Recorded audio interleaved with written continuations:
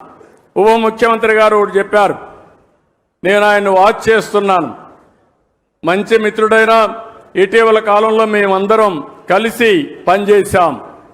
First time మీరు చూస్తే Telugu Desam, Janasena, BJP కలిసి పోటీ చేస్తే బంపర్ హిట్ అయింది. సక్సెస్ రేట్ 94% గెలిచాం. ఇది ఒక చరిత్ర. అది నిన్నటికి 1 year అయింది. నిన్న 1 yearతో ఎప్పుడు కూడా జూన్ 4వ తారీఖు ఆంధ్ర రాష్ట్రం విధ్వంసం నుంచి ఏదైతే రాష్ట్ర పునర్నిర్మాణం వైపు ప్రయాణం ప్రారంభించాం. ఒక సంవత్సరంలో అనేక కార్యక్రమాలు మనం చేసుకొని ముందుకు పోతున్నాం. ఈరోజు వినూత్నమైన కార్యక్రమాలకి శ్రీకారం చుట్టాం.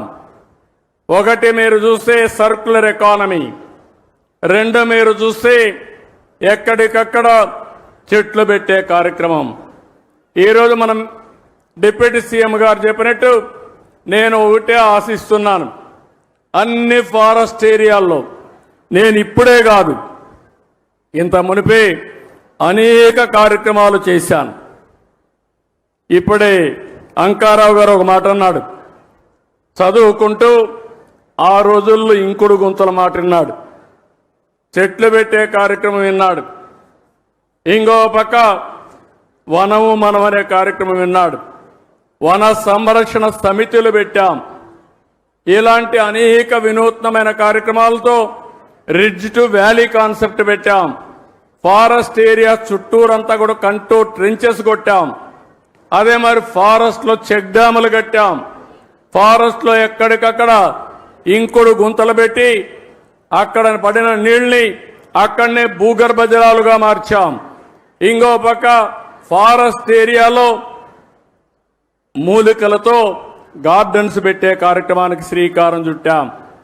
ఇలాంటి అనేక కార్యక్రమాలతో మనం ముందుకు పోయాం. ఈరోజు ఆ స్ఫూర్తిని మళ్ళా తీసుకొద్దాం. ఈరోజు నల్లమలై ఫారెస్ట్ ఉంది. ఔషధ మొక్కలకు నల్లమలై ఫారెస్ట్ ఒక బ్రహ్మాండమైన కేంద్రం. ప్రపంచంలో ఎక్కడా లేనటువంటి రెడ్ శాండ్లు ఉండే ఏరియా నల్లమలై ఫారెస్ట్. ఒక్క రెడ్ శాండ్లే కాదు, ఈరోజు ఆ ప్రాంతంలో అనేక మూలికలు ఉన్నాయి. ఈ మూలికలను పరిరక్షించుకోకుండా అనేక ఇబ్బందులు పడుతున్నాం. ఈరోజు ఫారెస్ట్ ఏరియాల్లో ఏవైతే ఫైర్ ఉందో ఇది చాలా ప్రమాదకరం. ఏది తెలిసి తెలియనటువంటి జ్ఞానంతో ఏదో తగలబెడితే ఫ్రెష్గా గడ్డి వస్తుందని అనవసరమైన కార్యక్రమాలు చేసే పరిస్థితికి వచ్చారు. అయితే ఈరోజు మనం ఇంకొక పక్కన చూస్తే ఒకప్పుడు అడవుల్లోకి మేకలు కానీ గొర్రెలు పోయేటివి. ఇప్పుడు అడవులకు పోకుండా ఇంటి దగ్గరే పెంచుకునే అవకాశాలు వచ్చాయి. దీన్ని మనం ప్రోత్సహించగలిగితే ఎవరైతే ఈ పశువుల వల్ల, ముఖ్యంగా గొర్రెల వల్ల, మేకల వల్ల ఆదాయం పొందుతున్నారో వాళ్ళకు పూర్తిగా ఇంటి దగ్గరనే పెంచుకునే అవకాశం వస్తుంది. ఒకప్పుడు ఆవులంటే నేరుగా అడవులకు తీసుకుపోయేవాళ్ళం. ఇప్పుడు ఆవులన్నీ ఇంటి దగ్గరనే పెంచుకునే పరిస్థితి వచ్చింది. పాడి పరిశ్రమ పెరిగిందని చెప్పి కూడా నేను మీకు తెలియజేస్తున్నా. ఇలాంటి విధానాలతో మనం ముందుకు పోదాం. ఇంకో పక్క ఒక వినూత్నమైన కార్యక్రమానికి ఈరోజు శ్రీకారం చుట్టారు. మన వాళ్ళు అందరికి కూడా రాఖీలు కట్టడం. రేపటి నుంచి మా చెల్లెమ్మలకు విజ్ఞప్తి చేస్తున్నా, ఏ అన్నయ్యకు రాఖీ కట్టాలన్నా ఆయన మూల నక్షత్రం తెలుసుకోండి, దానికి సూటబుల్ విత్తనాలు ఇస్తాం. మీరు శుభం కోరుకుంటున్నారు, ఇప్పుడు బెస్ట్ విషెస్ ఇస్తున్నారు. కానీ భవిష్యత్తులో ఆయన భవిష్యత్తు బాగుండాలంటే నక్షత్రం, ఆ నక్షత్రానికి ఏ చెట్టు సూటబులో ఆ విత్తనాలతో అతనికి రాఖీ కట్టాల్సిందిగా మిమ్మల్ని అందరినీ కోరుతున్నా. ఈ సంవత్సరమే ఈ ఉద్యమానికి శ్రీకారం చుట్టాలి. ఈ రాఖీ పండుగ నుంచే ప్రారంభించాలి. ఎవరు కూడా అందరూ రాఖీలు తయారు చేసే వాళ్ళందరికీ విజ్ఞప్తి చేస్తున్నా, నక్షత్రం, చెట్టు పేరు, విత్తనం పేరు, ఈ రెండే ఉంటాయి. ఇది మీరు నచ్చిన వ్యక్తికి మీరు కట్టేటప్పుడు ఆయన నక్షత్రం కనుక్కొని దాన్నే కొనండి, అదే కట్టండి. దీనివల్ల రాష్ట్రం మొత్తం చెట్లు పెంచడానికి ప్రత్యక్షంగా పరోక్షంగా మీరు కృషి చేసినట్టు అవుతుందని చెప్పి నేను మీకు తెలియజేస్తున్నా. ఈరోజు ఇంకొక పక్కన మీరు చూస్తే నగర వనాలు 61 నగరాల్లో మన నియోజకవర్గాల్లో నగర వనాలు పెట్టారు. ఈ నగర వనాలు 175 నియోజకవర్గంలో పెడతాం. అదే మరి అన్ని నక్షత్రాలకు సంబంధించిన చెట్లు కూడా పెట్టమని చెప్పి అడిగాను. ఇప్పుడే ఫారెస్ట్ డిపార్ట్మెంట్ దానికి ముందుకు వచ్చారు. రాబోయే రోజుల్లో ప్రతి ఒక్క నగర వనాల్లో నక్షత్రానికి అనుకూలమైన చెట్లన్నీ ఉంటాయి. మీరు ఆ చెట్టుకు రాఖీ కట్టడం కానీ నీళ్లు పోయడం కానీ ఆ చెట్టును పెంచి పోషిస్తే మీ నక్షత్ర బలం బ్రహ్మాండంగా పనిచేస్తుంది. మీరు ముందుకు పోవాల్సిందిగానే మిమ్మల్ని కోరుతున్నా. ఎప్పుడు కూడా అన్ని రిలీజియన్స్ కూడా హిందూయిజం కానీ లేకపోతే ముస్లిం ఇది కానీ ఇస్లాం కానీ క్రిస్టియానిటీ కానీ అందరూ కూడా నేచర్ని ప్రేమించమన్నారు తప్ప నేచర్ని ద్వేషించమని ఎవరు చెప్పలేదు. ఈ విషయం కూడా మీరు గుర్తుపెట్టుకోవాల్సిన అవసరం ఉంది. ఈరోజు ఇంకొక పక్కన అమరావతి, ఈరోజు ఒక మంచి కార్యక్రమానికి శ్రీకారం చుట్టాం. అమరావతి రాబోయే రోజుల్లో భావితరాల భవిష్యత్తుకు ఒక దిక్చూతిగా తయారవుతుంది. దేవతల రాజధాని అమరావతి, ప్రజా రాజధాని అమరావతి. ఆ అమరావతిలో మనందరం ఉండడం మనందరి అదృష్టమని మరొక్కసారి మీ అందరికీ విజ్ఞప్తి చేస్తున్నా. ఈ అమరావతి భవిష్యత్తులో ఒక బ్రహ్మాండమైన సిటీగా తయారవుతుంది.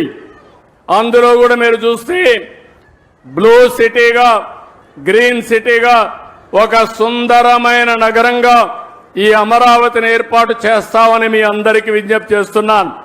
ఈరోజు ఇక్కడ చెట్లు పెట్టాం. ఈ చెట్లయితే 16 రకాల చెట్లు ఈరోజు ఇక్కడ పెట్టడం జరిగింది. మియావాకి జపాన్ గార్డెన్ ఇది. అది 3 సంవత్సరాలు మనం మెయింటైన్ చేస్తే తర్వాత మెయింటెనెన్స్ అవసరం లేదు, ఆటోమేటిక్గా పెరుగుతుంది, బ్రహ్మాండంగా గ్రీనరీ వస్తుంది. ఇది ప్రపంచానికి ఒక ఆదర్శం. అలాంటి మియావాకి గార్డెన్లు ఇక్కడ పెడతాం. ఇది కాకుండా ఇదే సిటీలో కొన్ని దేశాల గార్డెన్స్ కూడా పెడతాం.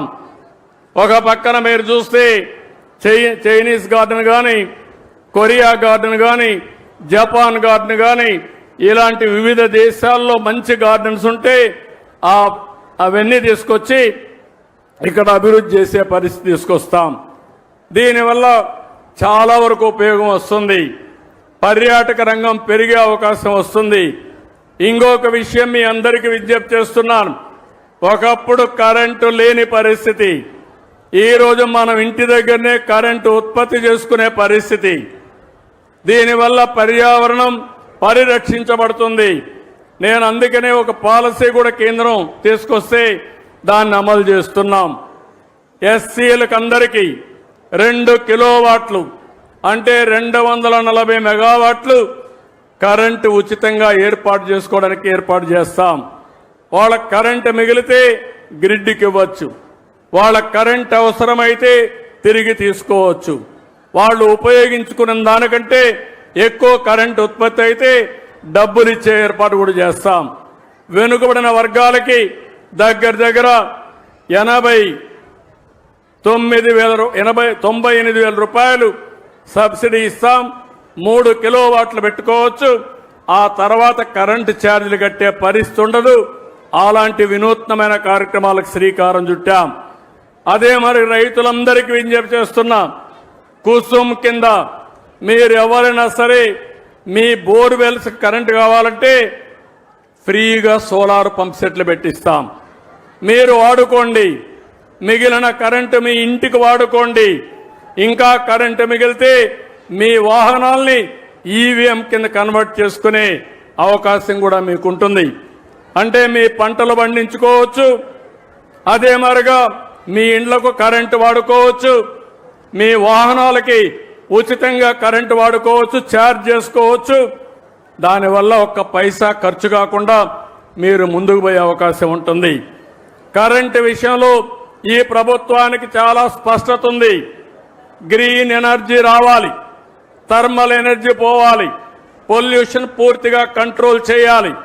తద్వారా జీవితంలో ఎప్పుడు కూడా మీరు గుర్తుపెట్టుకోవాలి, ఎక్కడైతే ఆక్సిజన్ ఎక్కువ ఉంటుందో, ఎక్కడైతే మంచి గాలి ఉంటుందో అక్కడ ఆరోగ్యం బాగుంటుంది. ఆరోగ్యం బాగుండాలంటే అది మన చేతుల్లో ఉంది. పర్యావరణాన్ని కాపాడుకుని చెట్లు గాని పెద్ద ఎత్తున పెంచితే మన ఆరోగ్యం బాగుంటుంది. ఈ విషయం కూడా మీరు గుర్తుపెట్టుకోవాల్సిన అవసరం ఉంది. ఇది కాకుండా రేపు 21వ తారీఖున ప్రధానమంత్రి నరేంద్ర మోడీ గారి ఆధ్వర్యంలో విశాఖపట్నం కేంద్రంగా ఇంటర్నేషనల్ యోగా డే ప్రారంభిస్తున్నాం. మీ అందరూ ఒకటి గుర్తుపెట్టుకోవాలి, ఇక్కడ అడుగుతున్నా, విశాఖపట్నంలో 21న ఇంటర్నేషనల్ యోగా డే ఉందని తెలిసిన వాళ్ళు ఉంటే చేలు పైకెత్తండి. తెలిసిన వాళ్ళు ఓకే, చేలు దించు. తెలియని వాళ్ళు ఉంటే చెప్పండి. ఎవరో లేరు అంటున్నారు. ఓకే, ఎంతమంది యోగా ప్రాక్టీస్ చేస్తున్నారో చెప్పండి. చాలా తక్కువ. అవసరం లేదనుకున్న చేలు పైకెత్తండి. యోగా నాకు అవసరం లేదనే వాళ్ళు ఎవరో లేరు. కానీ కొంతమంది చేయడం లేదు. కొన్ని లక్ష్యాలను పెట్టుకున్నాం. రాష్ట్రం మొత్తం ఆ రోజున 1,00,000 కేంద్రాల్లో యోగా ప్రాక్టీస్ చేసి గిన్నిస్ రికార్డ్ బ్రేక్ చేయాలని ఒక లక్ష్యాన్ని పెట్టుకున్నాం. విశాఖపట్నం కేంద్రంగా ఒకే సైట్లో 5 లక్షల మంది యోగా చేయాలని అక్కడ నేనుంటా, మిత్రుడు పవన్ కళ్యాణ్ గారు ఉంటారు, ప్రధానమంత్రి నరేంద్ర మోడీ గారు ఉంటారు. ఇంకో పక్కన 2 కోట్ల మంది 1,00,000 ప్లేసెస్ లో యోగా ప్రాక్టీస్ చేయబోతున్నారు. ఇది ప్రపంచ రికార్డు. ఎక్కడా ఎప్పుడూ జరగని విధంగా 2 కోట్ల మంది మన రాష్ట్రం నుంచి ఇంకా ఇతర రాష్ట్రాల్లో నుంచి కూడా చేస్తున్నారు. ఇది కాకుండా ఇంకొక పక్కన మీరు ఆలోచిస్తే మొత్తం దగ్గర 25 లక్షల మంది యోగా సర్టిఫికెట్స్ తీసుకుంటున్నారు. కనీసం 3 రోజులు ప్రాక్టీస్ చేసి యోగా సర్టిఫికెట్ ఇస్తారు. అదే సమయంలో ఆయుష్ ద్వారా యోగాని ప్రతి ఒక్క ఇంటికి చేర్చడానికి ఆఫ్లైన్ ఆన్లైన్ అంటే ఫిజికల్గా ట్రైనింగ్ ఇవ్వడం, ఓసారి ఆన్లైన్ ద్వారా ట్రైనింగ్ ఇవ్వడానికి కార్యక్రమాలు చేపడుతున్నాం. యోగా అనేది మన జీవితంలో భాగం కావాలి. యోగా ద్వారా మీ ఆరోగ్యాన్ని పెంచుకునే పరిస్థితి వస్తుంది.